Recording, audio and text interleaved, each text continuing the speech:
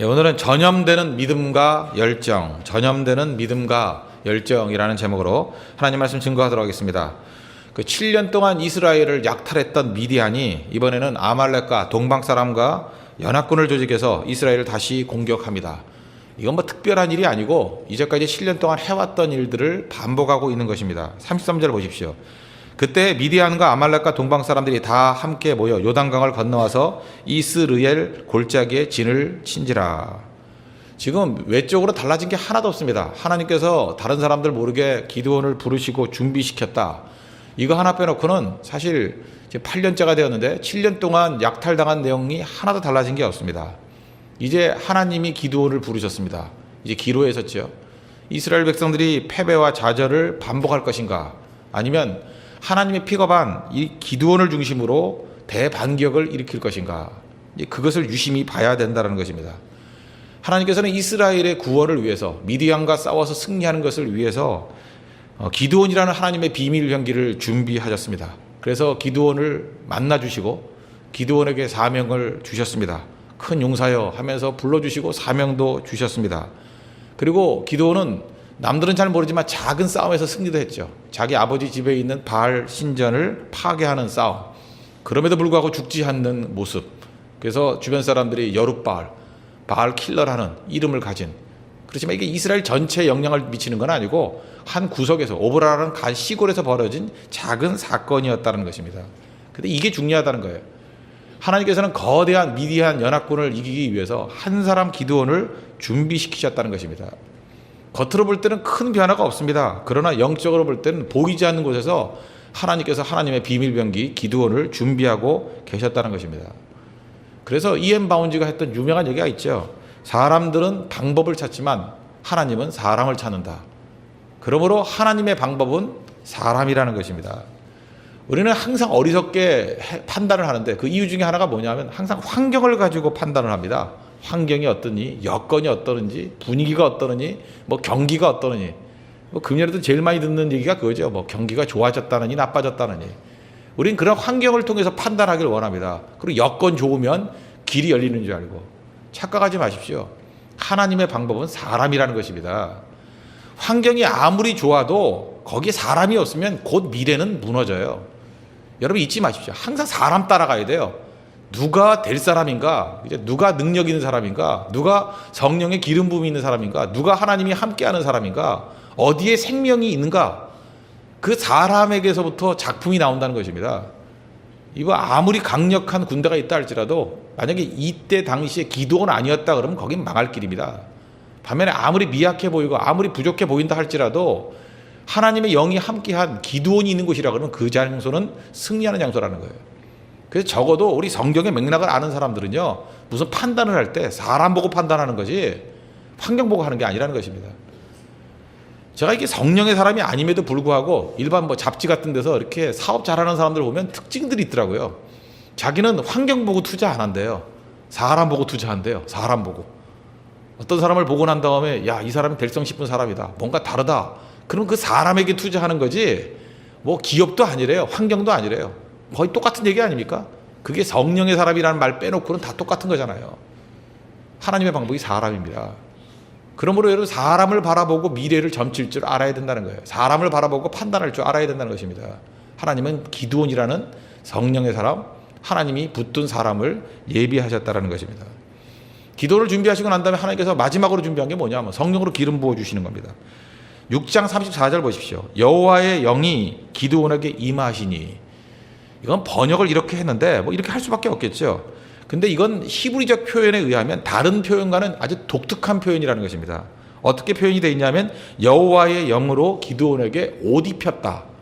여기서 기드온에게 성령이 임했다라는 얘기 아닙니까? 임했다라는 말이 직역을 하면 옷 입혔다라는 식으로 표현했어요. 옷을 입혔다.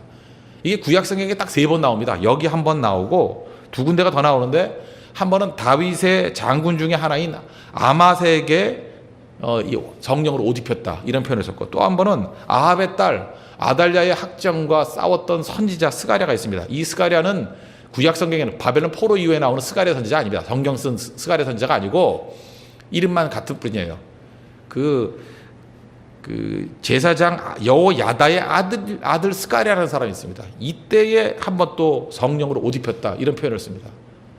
그 역대상 12장 18절을 보니까 그때 성령이 30명의 우두머리 아마새를 감싸시니, 옷 입혔다를 감싸시니를 표현했어요. 그러니까 뭐 이렇게 옷 같은 걸 이렇게 둘렀다 뭐 그런 식의 표현을 했죠. 감싸시니. 또 아달랴와 싸우던 선지자 스가랴 선지자에 대해서는 역대하 24장 20절에 이에 하나님의 영이 제사장 여호야다의 아들 스가랴를 감동시키심에 뭐 이렇게 표현을 했어요. 근데 이거 원문은 다 뭐냐 하면 옷을 입혔다는 거예요. 옷을. 그게 무슨 얘기입니까? 성령께서 그의 삶 가운데 모든 것을 주관하고 계시더라는 거예요. 우리가 하나님 앞에서 쓰임받기 위해서 필요한 게 무엇입니까? 바로 이거예요. 성령으로 옷 입혀주시는 능력. 지금 엄청난 굳어진 체제 속에서 그 체제를 깰 수 있는 힘이 어디에 있습니까? 언제나 그랬어요. 하나님께서 하나님의 성령으로 옷 입혀주실 때 그 사람을 통해서 그 모든 것들이 다 깨지게 되다는 것입니다. 여기서 할 수 있는 게 무엇입니까? 성령의 옷을 입은 한 사람만 있으면 그 체제를 깨기에는 충분하다는 것입니다.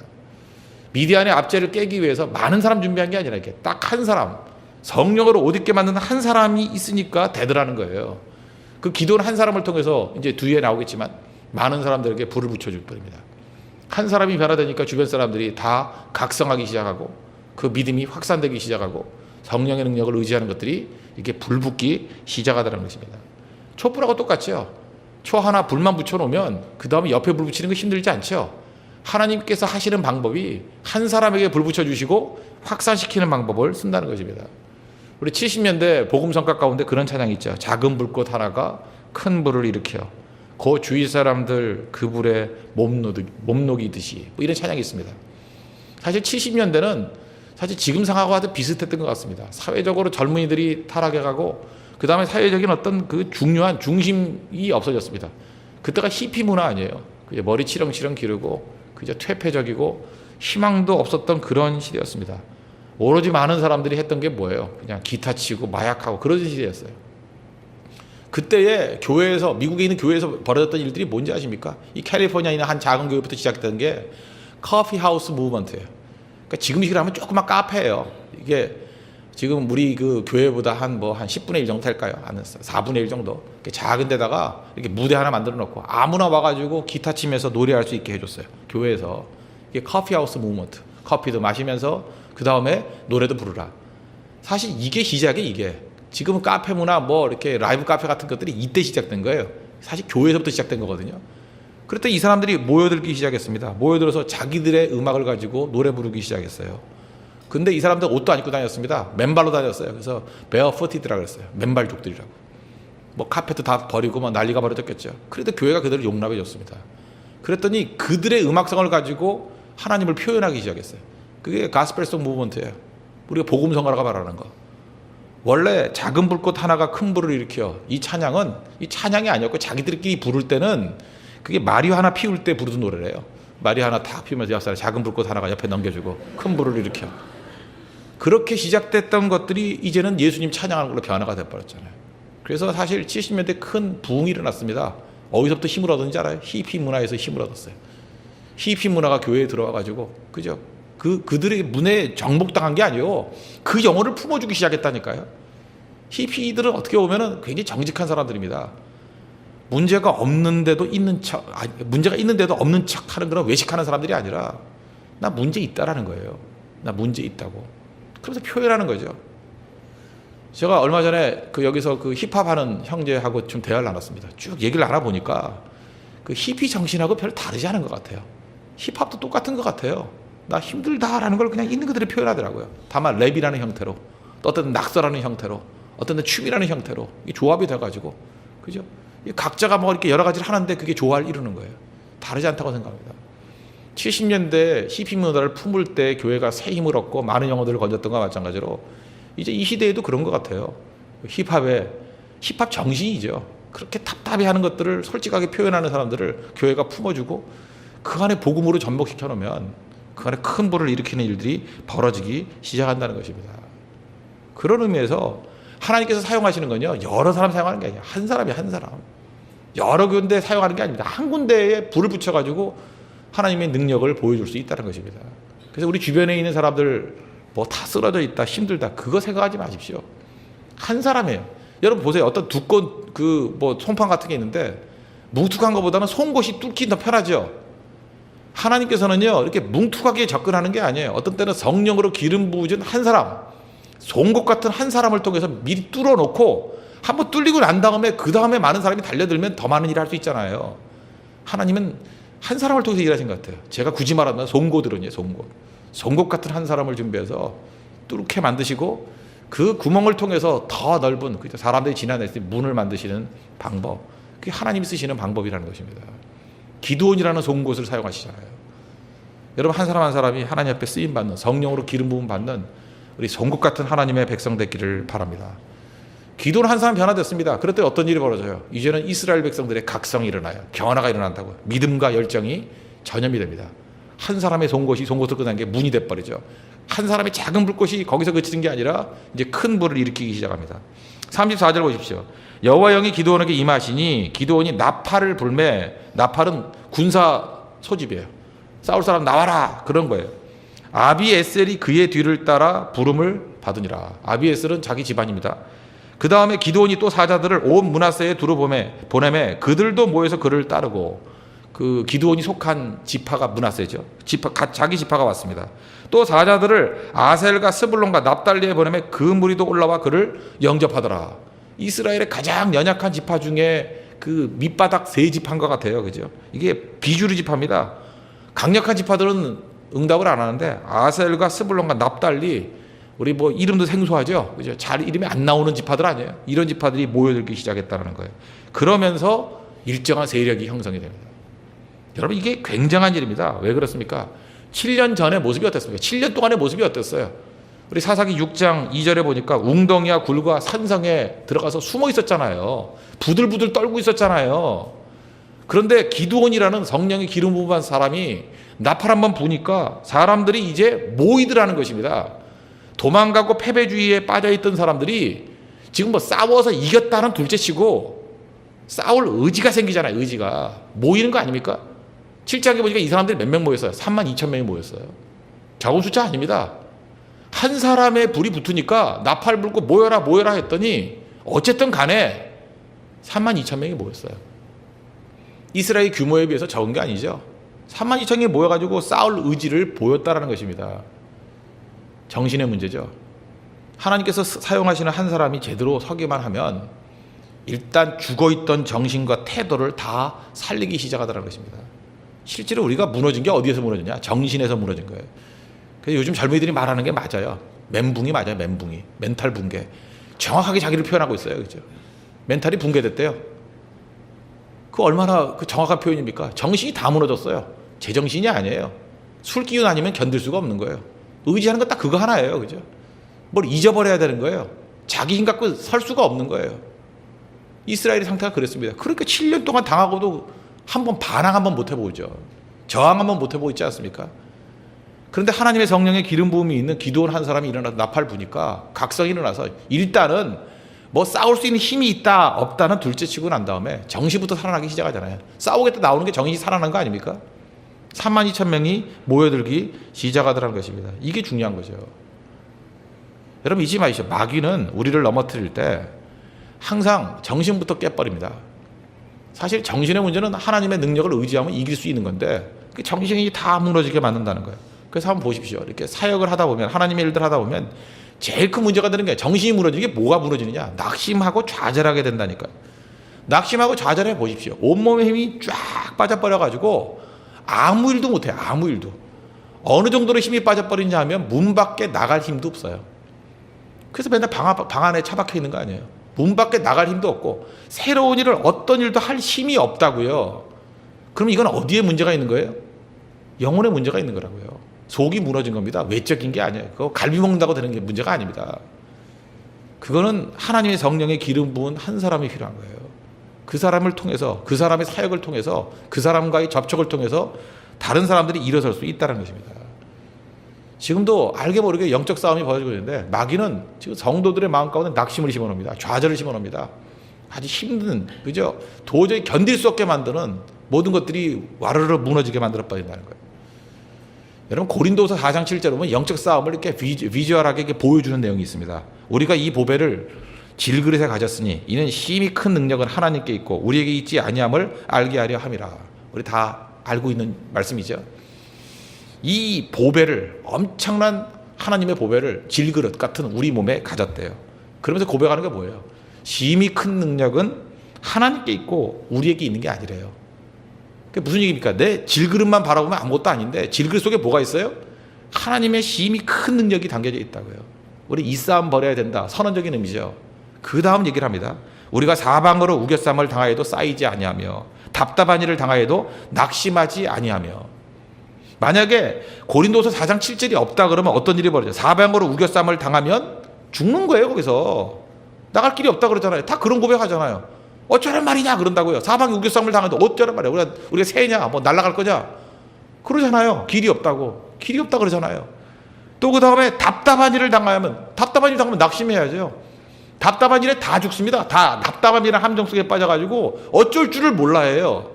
이게 보통 세상 사람들의 모습인데 답답한 일을 당하여도 낙심하지 아니한대요. 이유가 뭐예요? 그 앞절로 가야 된다고요. 능력의 힘이 큰 것이 누구에게 있어요? 하나님께 있고 우리에게 있는 게 아니라고요. 그러니까 우겨쌈을 당하면 하나님의 능력으로 깨버려야 되는 거고, 답답한 일을 당하면 하나님의 능력으로 말미암아 답답함에서 일어서고 낙심치 아니해야 된다는 거죠. 그러니까 문제는 무슨 얘기입니까? 메시지가 다 담겨져 있잖아요. 이런 답답한 일이 오고 낙심이 오고 우겨쌈을 당하는 일이 왔을 때 하나님의 힘이 큰 능력을 의지해서 돌파해 나가야 된다. 그걸 우리가 보여주고 있지 않습니까? 이게 시대의 정신이고 이 시대의 모든 도전을 깨버릴 수 있는 능력이 될 수 있다는 것입니다. 근데 우리 많은 순간에 우리 믿는 자들도 여기서 깨지는 경우가 언제냐? 분명히 우겨쌈을 당했는데 깨져요. 분명히 답답한 일을 당했는데 낙심이 진짜 와요. 이유가 뭐예요? 힘이 큰 능력인 하나님께 가지 않았기 때문에 그래요. 심지어 교회도 그래요. 교제권이 재미있는 거예요. 밤낮 교제가 좋다. 그래서 모여서 커피 마시고 밥 먹고. 그게 힘인지 아십니까? 그거는 가지고 있는 은혜를 나눌 방편이지 교제를 통해서 힘이 나오진 않아요. 능력이 힘이 큰 게 누구에게 있다고요? 하나님께 있다고요. 그럼 하나님께 가야 거기서 깨지는 거죠. 어쩌면 하나님께서 우리에게 일부러 이렇게 낙심하는 환경들, 좌절하는 환경들을 주실 수 있어요. 왜 그렇습니까? 한번 깨버리라고. 풀무 뿌리라는 게 얼마나 답답한 환경입니까? 이게 다 죽는 거 아니에요. 그런 환경 속에서 다니엘의 세 친구들이 능력의 힘이 큰 것, 하나님 의지하잖아요. 그러니까 풀무 뿌리라는 시험이 아니죠. 그건 깨트려버릴 장애예요. 우리 삶 가운데도 그렇습니다. 시험이 아닙니다. 시험이라고 착각하지 마세요. 그게 무슨 시험이에요? 깨버려야 될 장애물이라고요. 그거 깨지는 순간에 우리 규모가 달라져요. 그런 거 극복하는 과정을 통해서 우리의 수준이 완전히 달라져 버린다는 것입니다. 근데 우리는 항상 그저 앞에 능력이 힘이 큰 것이 하나님께 있고 우리에게 있는 것이 아니다. 이거를 놓쳐버리고 뒷부분에만 가 있다니까요. 왜 주의 일을 열심히 하는데 사방에 우겨쌈을 당합니까? 나름대로 충성한 것 같은데 답답한 일을 당해서 낙심이 옵니다. 그 웃기는 소리 하지 말라는 거예요. 너희들이 어디에 빠져 있느냐? 능력이 힘이 큰 하나님의 능력을 의지하고 있느냐? 힘이 큰 능력이 하나님을 의지하고 있느냐? 그 부분에서 링크가 끊어져 있기 때문에 낙심이 오는 거예요. 그 링크가 끊어져 있기 때문에 우겨쌈을 당겨가지고 꼼짝달싹을 못하는 거라고요. 돌파구를 찾으십시오. 힘이 큰 능력인 하나님의 능력을 의지하는, 그래서 모든 환경을 다 깨버리는 믿음의 종 되기를 바랍니다. 그래서 한 사람 기도원부터 시작됐던 성령의 능력이 이제 확산이 되는 거예요. 그죠? 힘이 큰 능력, 하나님만 의지한다. 그렇게 사람들이 싸울 의지가 생기고 모여들기 시작합니다. 만약 여기서 가속이 붙어가지고 야, 니네 32,000이 모였구나. 우리 다 같이 뭐 미스바이 대부흥회 하듯이 부흥회 하자. 그죠? 우리 다 뜨거워지자. 그랬으면 제 상상인데 7장에 넘어가면 300명 데리고 승리한 게 아니라 32,000명이 나와가지고 진짜 작사를 했을 거예요. 거기 있는 사람들. 그리고 300명만이 승리의 기쁨을 누린 게 아니라 32,000명이 감격의 눈물을 흘리면서 하나님 우리와 함께 해주셨습니다. 싸움의 승리가 끝나는 게 아니죠. 승리 이후에 32,000명의 뜨거운 간증이 있는 하나님의 백성들이 탄생됐을 겁니다. 하나님이 그걸 원하지 무조건 소수를 원해요? 많은 영혼들이 주님의 은혜의 감격 속에 빠지는 걸 원하지 300명 은혜 받기를 원해요? 그건 차선책이에요. 나중에 보면은. 근데 그렇게 그 뜨거움의 여세, 불덩이들을 갖다가 확산시키는 쪽으로 나가지 못했어요. 왜? 그게 기도원의 한계예요. 그 다음에 했던 일이 뭐냐 하면 미적대고 있어요. 이게 속 터져 죽는데, 그죠? 미적대는 기드온이에요. 수만 명의 불덩어리들이 지금 와가지고 이 사람들을 이제 헌신시킬 수 있는 기회가 있는데 여기서 엉뚱한 얘기를 하네요. 우리가 미디안과 싸워서 승리하는지 안 하는지 증표를 보여달래요. 무슨 놈의 증표가 그렇게 좋으냐. 그래서 제가 볼 때 저는 이런 성격의 사람을 별로 안 좋아해요. 근데 하나님은 또 이런 사람을 쓰시는 걸 보면 참 하나님이 대단하시죠. 그죠? 그래서 할 수 있는 게 뭡니까? 더러운 놈도 쓰신다. 그게 답이에요. 지저분한 놈도 쓰신다. 쓰레기도 쓰신다. 정말 기드온은 성격 맞지 않는 사람이에요. 그죠? 30절 보십시오. 하나님께 이렇게 얘기해요. 보소서 내가 양털 한 뭉치를 타작마당에 두리니 만일 이슬이 양털에만 있고 주변 땅은 마르면 주께서 이미 말씀하신 같이 내 손으로 이스라엘을 구원하실 줄을 내가 알겠나이다. 그러니까 양털만 이슬이 맺혀 있고 주변에는 뽀송뽀송하면 하나님이 함께한 거라고 내가 믿겠습니다. 그랬더니 38절 그대로 된지라. 그러면 이제 가야 될 거 아니에요. 얼마나 그게 많이 양털을 갖다가 이렇게 짰더니 막 거기서 이슬이 물이 돼서 그릇에 가득했대요. 하나님이 증표를 주신 거죠. 하도 불쌍하니까 증표를 주신 거예요. 그죠? 하도 의심하니까. 그러면 이제 나가야 될 거 아니에요. 이제 한 번 그러고. 근데 또 갑니다. 이게 증표를 요구한 게 하나님의 뜻이 아니라는 걸 알 수 있는 게 뭐냐. 39절 보십시오. 그 기드온이 또 하나님께 여쭈되 주여 내게 노하지 마옵소서. 그 노하는 건 알고 있네요. 지가. 그죠? 내가 이번만 말하리이다. 한 번 더 말하면 죽죠. 이거. 구하옵나니 내가 이번만 양털로 시험하게 하소서. 원하건대 양털만 마르고 그 주변 땅에는 다 이슬이 있게 하옵소서 하였더니 또 반대를 한다는 거예요. 양털만 뽀송뽀송 주변에는 그 이슬이 흥건하게. 이거 뭐 기적 중에 이런 기적이 있어요. 그죠? 이 콜로디 현상이라고 해서 양털에는 모을 수 있지만 그 반대가 되기 힘들죠. 몰라도 됩니다. 하여튼 간에 이건 더한 기적이에요. 그랬더니 그 밤에 하나님이 그대로 행하시니 양털만 마르고 그 주변 땅에는 다 이슬이 있었더라. 참 하나님도 속이 좋으신 분이죠. 다 들어주셨다라는 거예요. 이게 지금 양털 시험한 걸 하나님이 들어주셨기 때문에 이렇게 착각하는 사람이 있어요. 우리도 좀 하나님 앞에 그 증표를 받고 시험하고 나가면 얼마나 좋을까. 그 하나님 용납해줘. 아니 이게 속 터지는데도 불구하고 하나님이 들어준 거지. 이걸 우리도 따라하자. 그런 식의 슬로건이 돼서는 안 된다는 것입니다. 아니 하나님이 승리를 주신다는 증표가 왜 필요해요? 이미 증표를 주기 너무 많이 줬잖아요. 딴 것보다도 첫째 여호와의 영이 그의 삶 가운데 임한 거 그게 증표 아니에요? 그거 아닙니까? 성령으로 옷 입혀 주신 게 증표 아니에요? 그걸 내증이라 그러는데 내적 증거. 자기 안에 하나님이 계신 그 증거 그거보다 더 중요한 증거가 어디 있어요? 무슨 딴 증거를 요구해요? 또 하나 더 큰 증거가 뭐예요? 나팔 한 번 불렀더니 32,000명이 모였어요. 그거 증거 아니에요? 밤낮 굴 속에 들어가가지고 숨어있던 이스라엘 백성들이었는데 하나님께서 자기의 성령으로 기름 부어 주시고 나팔 한번 불어서 야 우리 미디안과 싸우자. 그랬더니 이 겁쟁이들이 7년 동안 도망만 다니는 놈들이 320명도 아니고 32,000명이 모였다. 32,000명이. 그럼 그게 하나님의 성령이 함께한 증거 아니에요? 이거보다 더한 증거가 어딨냐고요. 근데 이 망할 놈들은요 항상 증거만 찾아요. 증거만. 무슨 증거를 달래요 하나님. 이 정도면 하나님이 더 함께하는 증거가 어디 있겠어요. 32,000명을 바라봐야지 무슨 양털만 쳐다보고 있어요. 양털만. 그 양털을 그냥 패고 싶어요. 양털만 쳐다보고 있어요. 그것도 이슬이 먹으면 그 물 먹은 양털을 그냥 한 대 패고 싶죠. 32,000명이 증거지 무슨 딴 증거가 있어요. 이런 답답한 친구들이 신약에 또 있죠. 고린도 후서에 보면 고린도 교회 사도 바울이 개척한 교회 아닙니까? 그리고 하나님 말씀 증거해서 많은 영혼들이 주께로 돌아왔잖아요. 그런데 바울의 사도권에 대해서 의심하는 거예요. 진짜 사도인지 아닌지 어떻게 믿냐고. 그 거짓 선지자들이 와가지고 그렇게 부추겼어요. 저 사도 바울 저 사도 아니라고, 그죠? 저 가짜라고. 그때 사도 바울이 뭐라고 얘기해요? 무슨 내가 사도인지 아닌지에 대한 증거가 필요하냐? 너희 자신이 증거 아니냐? 내가 사도 아니고 하나님이 나와 함께 하지 않았으면 너희네들이 어떻게 예수님을 믿었냐? 어떻게 이렇게 고린도 교회가 서게 됐냐? 그렇죠. 바울 때문에 세워지고 바울의 결과 아니에요. 그 사역의 열매가 너희들 아니냐? 근데 그 열매인 자들이 와가지고 증거를 대래요. 사도인 증거를 대래요. 말 같지도 않은 얘기죠. 기도하고 똑같은 일들이 계속해서 반복되고 있다는 것입니다. 이것도 마귀의 장난이에요. 하나님께서 주신 능력 가지고 싸우고 불덩이 돼서 승리해야 될 그때에 엉뚱한 논리 싸움 벌이고 있어요. 그죠? 엉뚱한 증표 싸움 벌이고 있다고. 하나님 우리와 함께할 그 증거를 대달라고. 타이밍을 다 놓쳐버린 거죠. 제가 볼 때 이때에 뜨겁게 32,000명을 달구어서 그죠? 이 성령의 사람 불덩이를 만들었으면 이스라엘 대승리, 대붕이 일어났습니다. 근데 여기서 미적되는 동안에 벌써 이 양털 하느라고 며칠 보냈잖아요. 32,000명이 와가지고 지금 뭐 하고 있나? 우리 지도자 기동은 뭐 하고 있나 했더니 밤낮 뭐 깨가지고 뭐 짜고 있고 웬 걸레야 그랬더니 아니 잠깐만 뭐 한 번 더 하고요. 이런 짓 하다가 32,000명이 구경하다가 마음이 흔들려야 안 흔들려요? 흔들리죠. 그래서 7장에 넘어가면 그 두려움에 떠는 사람 집에 가 그랬다고요. 그랬더니 22,000명이 집에 갔어요. 10,000명 남았다고.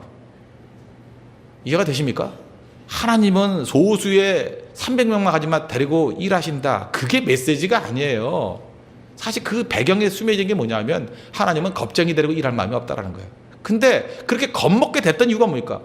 아니 숨어있던 사람이 32,000명이 나왔다니까. 나왔는데 그 의욕이 넘치던 사람, 뜨겁던 사람이 며칠 사이에 어떻게 겁쟁이가 돼버려요. 자기가 왔다가 겁먹은 사람 집에 가. 그러니까 또 집에 가는. 어떻게 이렇게 며칠 사이에 이렇게 사람들이 바보로 변화가 돼버려요. 이 기드온의 미적됨 때문에 이런 일이 벌어졌다는 거예요. 그 지도자가 중요한 거죠. 타이밍이라고요. 기도해야 되고 순종해야 되고 불 붙여야 될 때 양털 시험이라고 하고 있으니까 겁쟁이들이 22,000명 집에 가게 만들어버렸잖아요. 집에 갔다가 메시지가 아니라 집에 가지 않을 사람조차도 집에 보냈다가 메시지예요. 기드온 한심하다예요. 그러니까 제가 총 제목이 뭐예요? 형편없는 기드온이죠. 형편없다고요. 그럼 우리가 하나님 앞에서 우리에게 주신 기회가 있을 때 쇠 달궈졌을 때 때리쳐야 됩니다. 그죠? 우리 주변에 하나님께 주신 타이밍이 있을 때 그때 불 붙을 때 헌신하고 생명 걸어야 된다는 거예요. 그때 큰 부흥이 나타나게 시작한다는 것입니다. 참 너무나도 좋은 기회인데 아쉬움이 있죠. 아쉬움이. 하나님 일하시는 방법은 송곳 같은 한 사람입니다.